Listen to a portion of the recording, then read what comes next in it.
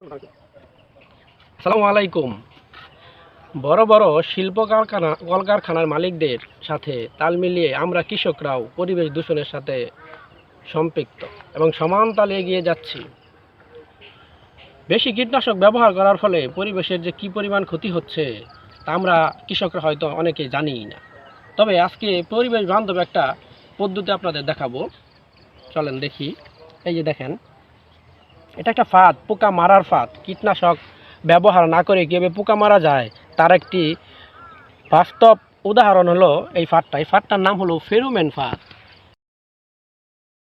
এই ফাঁদটি মূলত মাছি পোকা অথবা ফল ছিদ্রকারী পোকাকে দমন করে থাকে। ফাঁদটিতে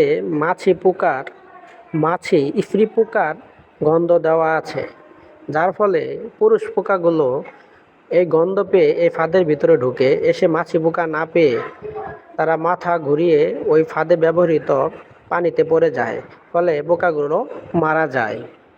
আমি আমার ক্ষেতে বেশ কিছু ফেরোমন ফাঁদ ইউজ করেছি, আপনারা সেটা দেখতে পাচ্ছেন। প্রতিটি ফাঁদের মূল্য 50 থেকে 60 টাকা নেবে ক্ষেত্র বিশেষ। আমারগুলো আমি 55 টাকা করে কিনেছি। ফাঁদগুলো খুবই কার্যকরী, এতে করে আপনার কীটনাশক দেওয়ার যে পরিশ্রম সেই পরিশ্রমটা করা লাগবে না।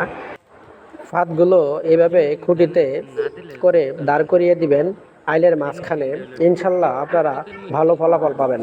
আশা করি সবাই বুঝতে পেরেছেন। সবাইকে ধন্যবাদ আমার পুরো ভিডিওটা দেখার জন্য। আমার পাঠশালা ও প্রকৃতি পেজের সাথে থাকবেন। আসসালামু আলাইকুম।